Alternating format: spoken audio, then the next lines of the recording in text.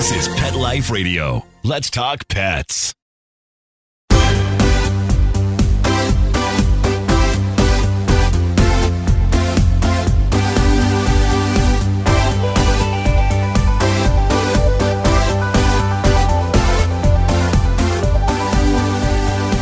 Hello and welcome to Six Figure Dog Business on PetLifeRadio.com. I am your host, Ty Brown of DogTrainerSalesClub.com, and this is the show where we help you start or grow your pet-related business to a healthy 6 figures per year or more income. And today we're going to be talking about follow-up, one of the most misunderstood things in the dog business. Stay with us. Take a bite out of your competition.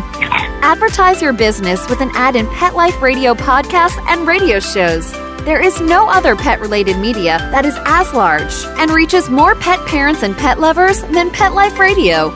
With over 7 million monthly listeners, Pet Life Radio podcasts are available on all major podcast platforms, and our live radio stream goes out to over 250 million subscribers on iHeartRadio, Odyssey, TuneIn, Stitcher, and other streaming apps. For more information on how you can advertise on the #1 pet podcast and radio network, visit PetLifeRadio.com/advertise today.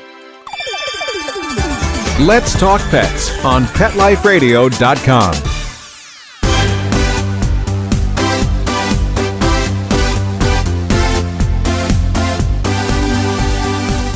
All right, welcome back, guys.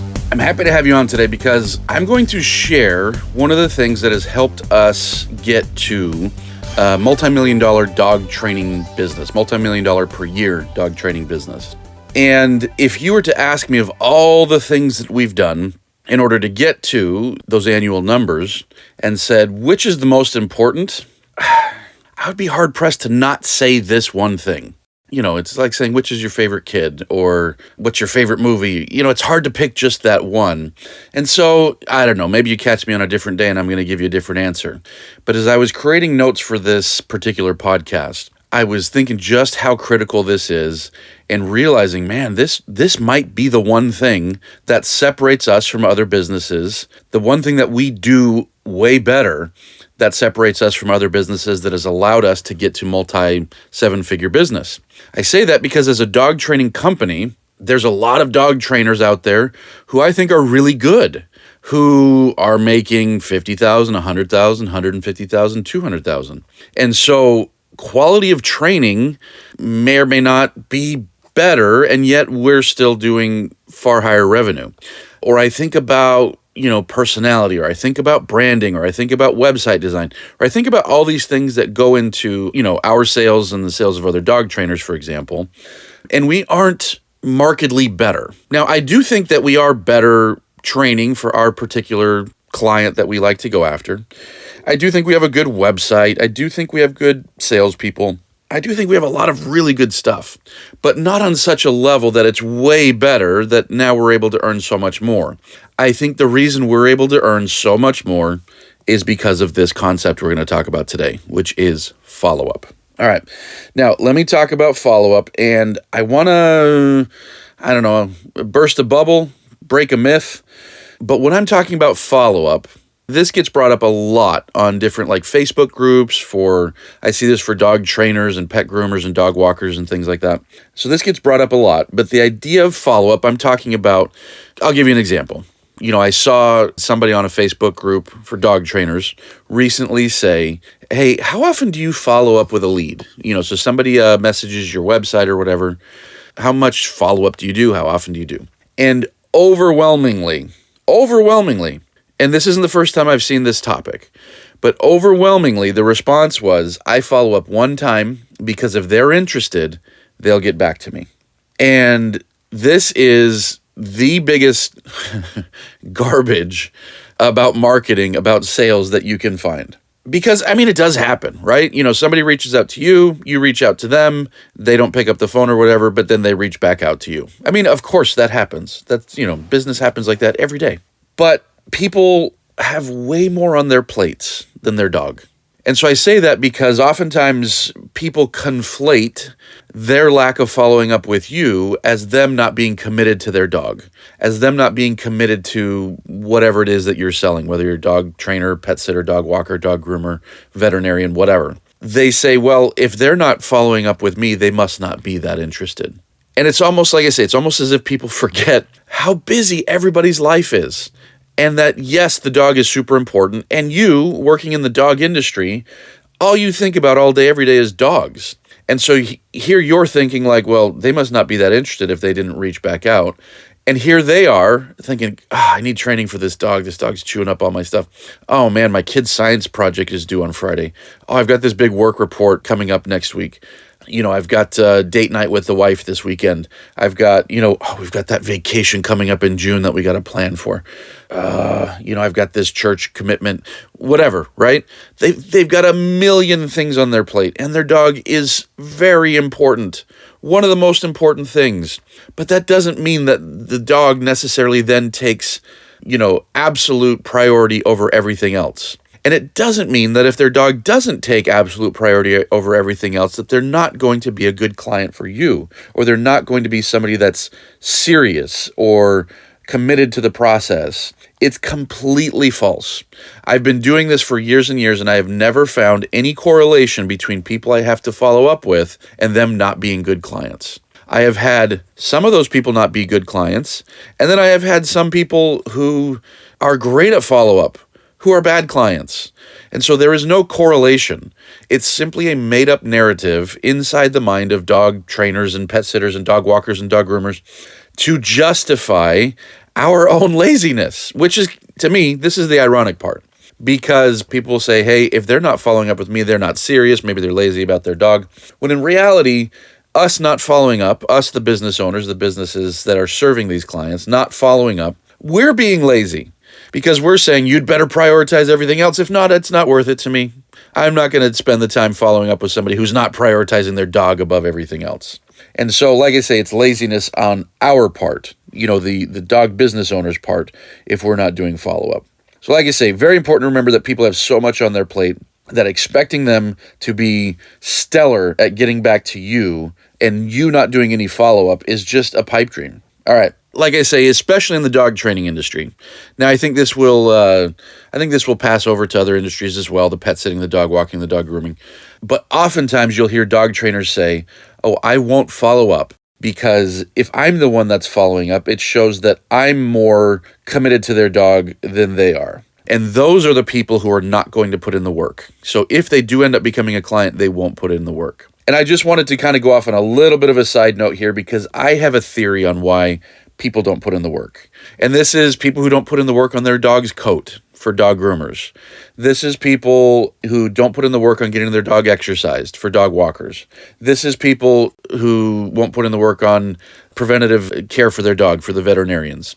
I firmly believe that people are not putting in the work with their animals because of confusion about what they're supposed to be doing.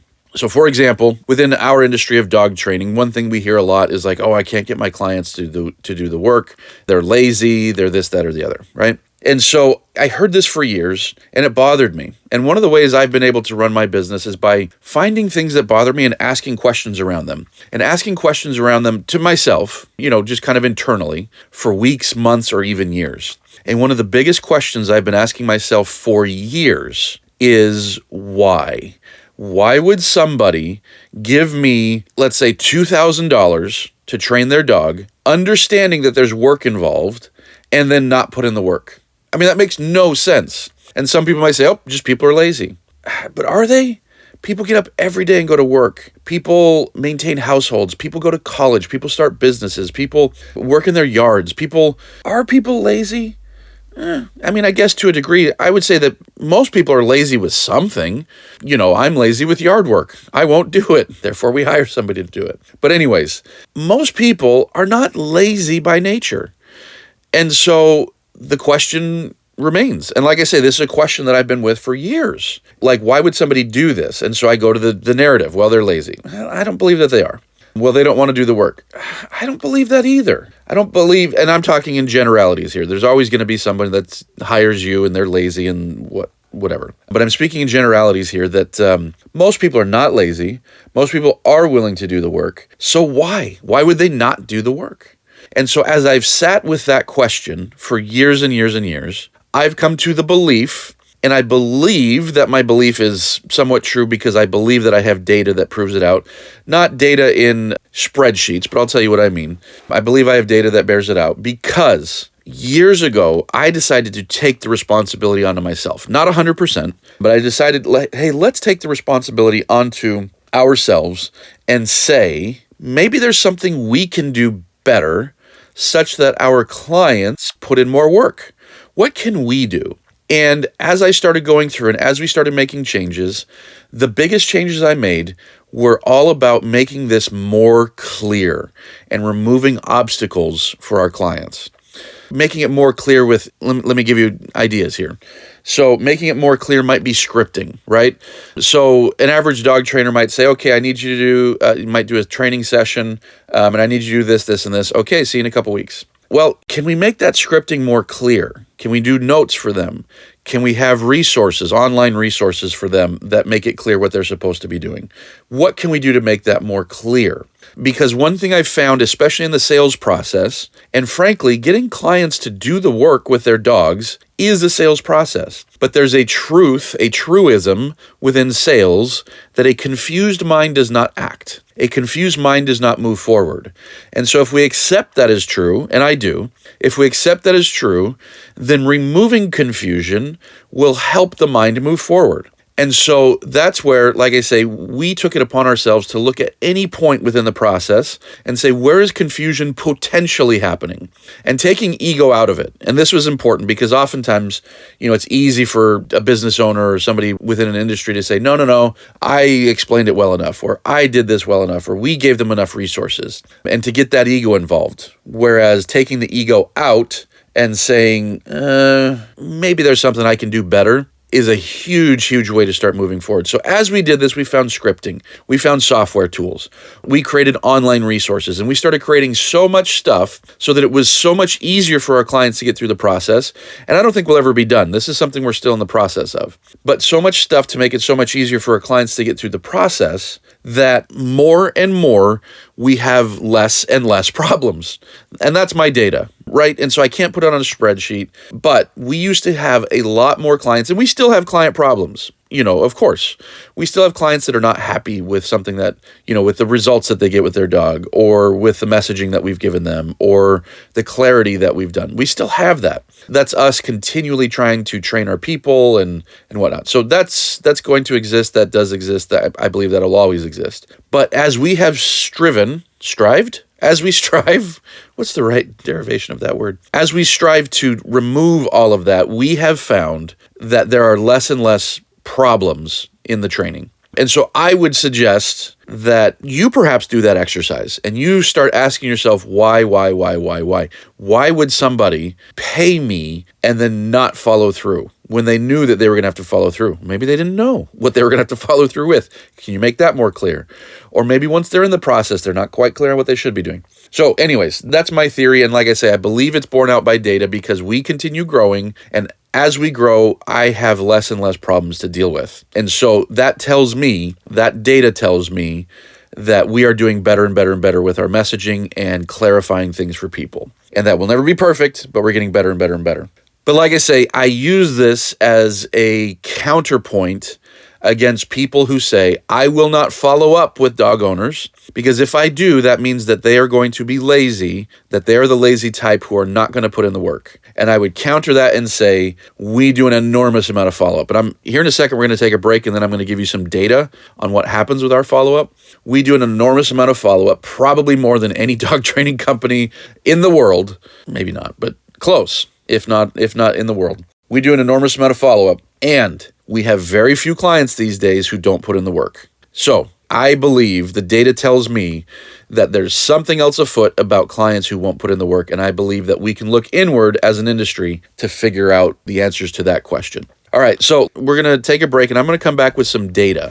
I'm going to tell you what happens when we follow up. I'm going to tell you the results, percentage-wise, of what our follow-up looks like and the different places that we can follow up. So stay right with us. Molly, here's your dinner. Zeus, that's not your food. Don't let that happen to your precious cat. Elevate your cat's eating experience with the Cat Tree Tray. The Cat Tree Tray keeps your cat's food off the floor and conveniently located on the cat tree. It's the perfect way to eat. It's a beautiful wrought iron tray that easily attaches to your cat tree and keeps dogs and other critters out of your cat's dish. A must for multi-pet households. There's a 6-inch tray for large bowls and a 4-inch tray for smaller bowls. Purchase your Cat Tree Tray today. Go right now to cattreetray.com. That's cattreetray.com. CATTREETRAY.com. Let's talk pets Let's talk pets on Pet Life Radio. Pet Life Radio. PetLifeRadio.com.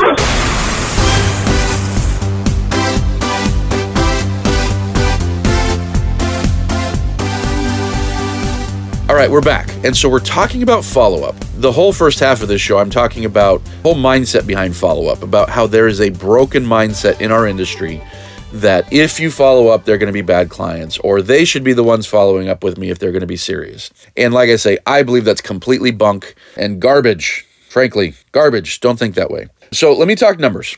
And the numbers I'm going to talk about are first sales. Well, actually, all of this is going to be sales follow-up. But let me talk about the front end of what we would call our sales funnel. So we have a sales funnel where somebody comes to our website, somebody comes to one of our ads, somebody enters our universe, one of our online digital properties, and they say, I think I might be interested in dog training.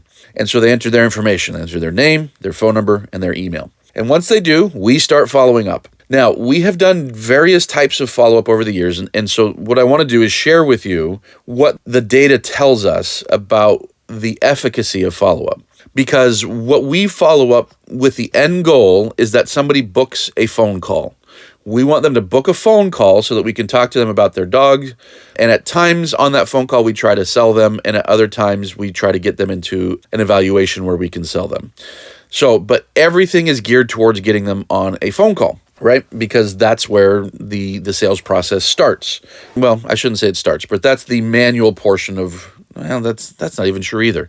But that's the part that really kicks off the sales process. Let me put it that way. So yeah, and here's the numbers that we found based off of the various types of follow-up that we've done. So one type of follow-up that we've done is completely automated. And so it's automation tools. There's a software that we have. And in fact, if you're interested in the software, it's an amazing software. And go over to dogtrainersalesclub.com and you can check out the software that we use. But anyways, so the software, what it does is the lead comes in and the software sends them a text, sends them an email, and basically says like, hey, we'd love to book an appointment. Go here and book a call. If they book a call, the software stops following up with them. If they don't book a call, the software keeps following up with them.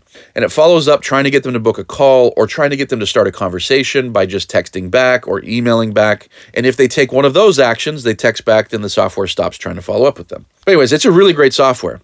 And we found that it has about 25 to 30% efficacy all on its own. So if all we do is let the software do its job, about 25 to 30%, maybe 35% will book a call, which is great, because we don't have to lift a finger and, about a third of people, a quarter to a third of people will book a call, and then we hop on a call. And then, of course, that takes us to the next part of our sales process. And so by itself, 25, 30, 33, 35% is pretty typical. Now, a little while ago, we invested in some artificial intelligence software. And the artificial intelligence software doesn't get deep, with the leads, but it's much more responsive, right? And so the artificial intelligence software is like, hey, we'd love to get you in for an appointment. When do you have available? And starts talking to them. It doesn't pre-qualify them on anything, but it does a really good job of like being responsive. So the person texts back like, yeah, I have Thursdays open. And then the software reads our availability and says, hey, how about Thursday at 3 or 4 p.m.? Whatever, right? And so just by being more responsive, we find that software gets us about 40 to 45, sometimes 50%. So the only difference is being a little bit more responsive. And to me, this is huge data. And you might be saying, that's not that impressive data. But to me, it is.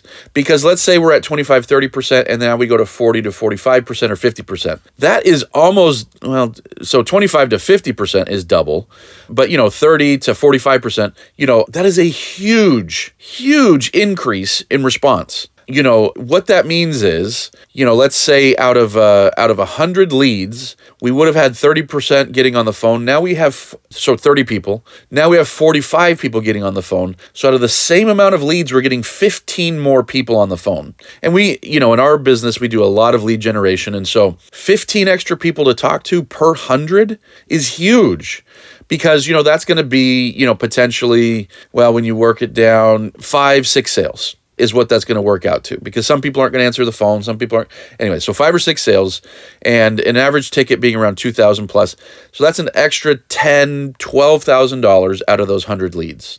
That's huge. An extra $10,000 or $12,000 for that particular time period out of the same leads is huge. That's massive. And so whatever that time period is, I'm just trying to think so in one of our locations, that might be, an extra $10,000 to $12,000 every 2 weeks. In another one of our locations, that might be per month, because we've got some locations that are busier than others. And so an extra $20,000 a month, $25,000 a month is huge, obviously.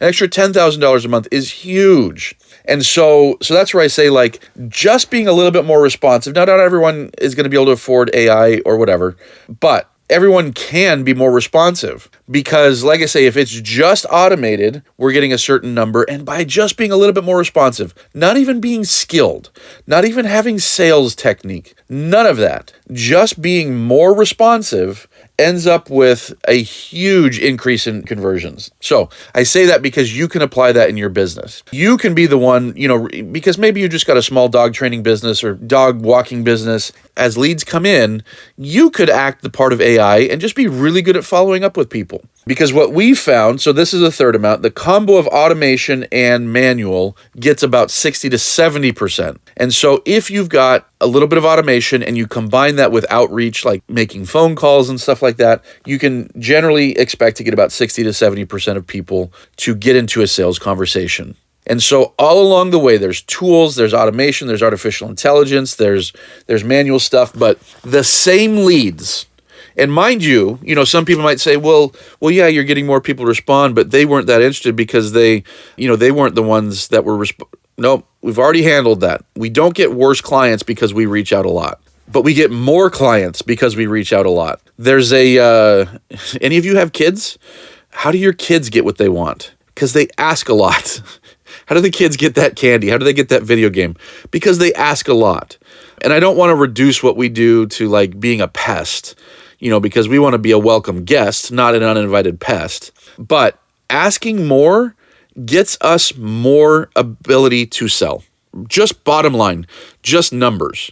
So for example, if we might reach out 10 times in the first week, if you reach out 1 time in the first week and I reach out 10 times in the first week after somebody reaches out, the chances of me talking to them are 10 times higher.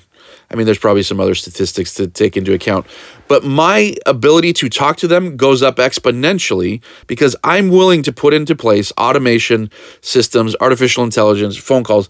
I'm willing to put into place systems for reaching out to people that other dog trainers are not.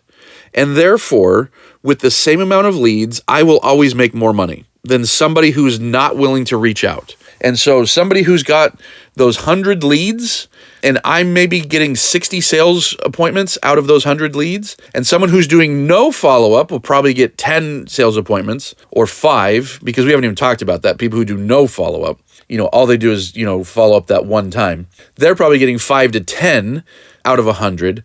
I'm getting 6 times the response out of the same amount of leads, because I'm willing to put in, systems and processes. So like I say, where I was saying, what is it about that we've been able to create a multi-million-dollar business? Is it that we're way better at dog training? No, I think we're better than most, but I don't think we're way better. Is it that, we've got a better website? No, I think we have a better one than most, but not way better. Is it that, and we can go through the whole list, and I can't come up with anything other than we're willing to follow up far more than other people are willing to follow up, and therefore we simply get more opportunities to sell our services to people. And that's the bottom line. because Stone Cold said so. Sorry. But no, that's literally, that's the bottom line, is that even artificial intelligence or even just pure automation that reaches out once a day and says, hey, we'd love to get a phone call booked with you, just that is going to drastically increase the income of somebody because that follow-up is occurring. It's huge. It's huge. So like I say, I want to talk about some more follow-up, and I want to talk about, so I do want to talk about some more, but I just want to hammer home this idea that I don't think we're perfect at follow-up. We're trying to get better at it, but it's kind of like a bear attack, right? And what do they say about if you're being chased by a bear? You don't have to be faster than the bear. You just have to be faster than the guy that's next to you. And so I'm willing to be faster. In real life, I'm not very fast. I'm not a good runner. I'm not in great shape. But in business life, I am willing to run faster as far as follow-up than any other dog trainer. And that doesn't mean I'm a better dog trainer. It doesn't mean any of that. But I'm willing to run faster than other dog trainers when it comes to follow-up. And therefore, I get far more opportunities to have sales appointments with people that are interested in dog training. And the other thing I want to point out is when you're competing for business, you are competing against the other dog trainer. You are competing against the other dog sitter and the other dog walker and the other grooming shop and the other veterinary office. But more than that, you're competing against nothing. You're competing against apathy. You're competing against laziness. And let me give you an example of what I'm talking about, because this is going to be true for just about any dog service. So I was doing a thought experiment the other day. And I was thinking about our Utah. We've got locations of our dog training company, in several different locations around the country. But I started the business in Utah. And in Utah, we've got, I think, 11 or 12 trainers that work for us on our team. And anyways, we do a lot of business out of Utah. So I know the area pretty well. And I was trying to figure out how many dog trainers are in the area. And I'm not talking about PetSmart, Petco, cheapy dog training, because I don't even think that's a competitor for what most of us actual dog trainers who do this for a living do. So I was thinking of that, dog trainers that sell stuff at a real price, $500, $1,000, $2,000, $3,000, $3,000. And I put a guess on it from my research of about 100. And that might be high, but let's say there's about 100 dog trainers who are working, who get clients in Utah. And let's say on average, they're getting about 6 clients a month. And that might even be high too. I don't know. So if we did the math, that's 600 dogs a month. And so if you do that over a year, that's 7,200 dogs. And so I said, hey, let's just round way up. Let's say 10,000. And so let's say over the course of a year, 10,000 dogs in Utah go through a real training program. Again, not some cheapy group class, but a real training program. 10,000. Well, how many dogs are in Utah? And so I did some math. There's about 1 million households, just over 1 million households in Utah. And if you do the math about in America, how many people own dogs and how many dogs are in households, that's roughly 400,000. Now, I know, dogs, of course, live 10 to 12 years, but we're talking in any given year, there's probably roughly 400,000 dogs in Utah, and probably roughly 10,000 are going through some sort of real training program. Now, I know that not every dog needs a training program, but most do. They really do. And most don't get it, but most need it. And what the numbers are telling us is that if in any given year there's 400,000 dogs, and any given year 10,000 of them are going through training, I don't even know what that number is. What is that? Anyways, it's a tiny fraction of a percent. Not of a percent. It's a tiny percentage is what I'm getting at. A tiny fraction of the dogs in Utah, a tiny percentage, are getting actual training. And so that's the case all over the country when it comes to grooming, when it comes to pet sitting, dog walking, that you are competing against other dog trainers, pet sitters, dog walkers, veterinarians. But for the most part, you're competing against people doing nothing, that they need the training and they just don't get it. They need the pet sitting and they just don't get it. They need the dog walking, they just don't get it. They need the grooming, they just don't get it. That's what we're competing against. And so when I'm willing to do more follow-up than other dog trainers, I'm going to beat them out a lot of the times because I'm doing more than them, but I'm also going to be winning against apathy, because oftentimes that apathy goes away with the more touches. The more somebody gets reminders about what you do, they're like, I really do need to get that dog trained. I really do need to get that dog groomed. I really do need to get some dog walking for this dog. The more reminders they get, the less apathetic they become to their problems. So, very important to understand. Now, I've only got a couple minutes left here, so I want to talk about follow-up after a sales consult. And this goes for, most of you out there, because a lot of pet sitters and dog walkers have a sales phone call. A lot of groomers have a sales phone call. Dog trainers have a sales phone call or an evaluation. And so what about follow-up after that? And again, I know the general consensus is if they're interested, they'll reach back out to me. Well, baloney. Well, I mean, I guess they will. Of course they will. That's happened. But they will reach out far more if you reach out to them. And so we are pretty religious on our follow-up after an eval. They get follow-up text messages, they get follow-up phone calls, and they get follow-up emails. And frankly, they get follow-up emails forever. We send out once a week emails forever reminding them. But we found, and I have the data, but I don't have a good way of putting it together between all of our salespeople. And so I'm going to give you some rough numbers here. We do sales a couple different ways. In some of our locations, we do it entirely over the phone. And in other locations, we do in-person evaluations. And when we're doing sales entirely over the phone, about 40 to 50% of our sales end up coming after the phone call. So we do a phone call, we talk with the people, they're interested, but they don't buy on that call. 40 to 50% of our sales come because we follow up after. So a day later, we're following up. 2 days after that, we're following up. A day after that, we're following up. And then there's the email forever. That's huge. That's huge. Because if we were not doing that, we would be missing out on almost half of our revenue. I can't imagine what our business would be like if we didn't do that follow-up. And again, if people are saying, oh, but they're not going to be a good client. Baloney. We've got great clients overall. Every now and then we have some that are bad. But we've got great clients overall. And so nothing about the follow-up ends up with them being bad clients. And now in-person sales, it's more about 10 to 15%. And the reason being is in-person sales, you're going to get a higher take rate in person because you're right there with them. And you've got that trust built because you're in the same room with them. You're in their home, they're in your training center, whatever. And so we have less sales on the follow-up from in-person sales, but still, it's about 10 to 15% of our sales from in-person follow-ups come from follow-up. That we did the eval and they're like, yeah, let me think about it. And then later on they buy. That's 10 to 15% of our sales. So still significant portion. One of our locations where we do in-person evaluations, it's about a $700,000 a year location. And so 10 to 15% is about $70,000 to $100,000. So without follow-up, can you imagine leaving $6,000, $7,000, $8,000 on the table every month because you just don't want to follow up? That's what we would be doing if we didn't follow up. So let me go ahead and close now because hopefully I've made my case. And if I haven't, then I'm not a very good salesperson. But hopefully I've made my case that number one, follow-up is no indication of whether or not somebody's going to be a good client. And number two, if you are not following up with both leads and with evaluations that you've done, you are leaving an enormous amount of money on the table. To the tune, depending on the size of your business, to the tune of a couple to several to many, many thousands of dollars per month, you're leaving on the table if you decide that you are not going to do follow-up. So do the follow-up and listen to all the rest of our episodes. So while you're on here, on PetLifeRadio.com, go over to Six Figure Dog Business, listen to all the rest of our episodes. We've got a lot of good ones. And then while you're on the site, listen to all the other episodes because there's a bunch of cool shows on this on PetLifeRadio.com. And then when you're done with all that, head over to DogTrainerSalesClub.com and see what we're doing to help dog trainers grow their business. Thanks for listening. Talk to you soon. Let's Talk Pets, every week on demand, only on PetLifeRadio.com.